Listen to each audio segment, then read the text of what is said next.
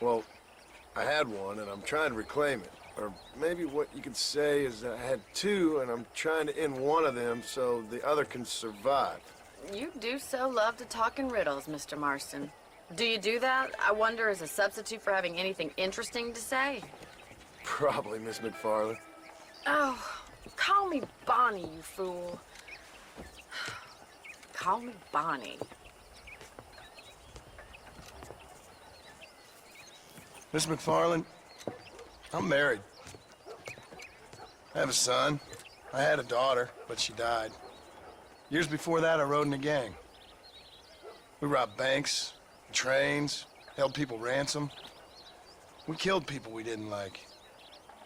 Bill Williamson was in that gang. Now, if I don't capture my former brother in arms, great harm will befall my family. Now, I don't suppose any of this is very interesting to you, but I hope it explains why I wasn't so eager to talk about it.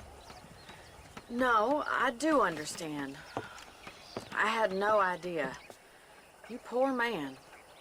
Even in this new country, memories don't really fade. My father was an illiterate Scot born on the boat into New York. He never saw his homeland, but to hear him talk about it, you'd imagine he only ever ate haggis and wore a kilt. And he hated the English for what they had done to his great-grandparents that he'd never met. People don't forget. Nothing gets forgiven. That's true. Especially when it comes to money. And you know, even now, after all his labors, my father's debts are still terrible. I worry every day about us losing the ranch. It would kill him. My father died when I was 8 years old. His eyes were, well, let's just say he was blinded in a bar fight south of Chicago. My mother died during childbirth.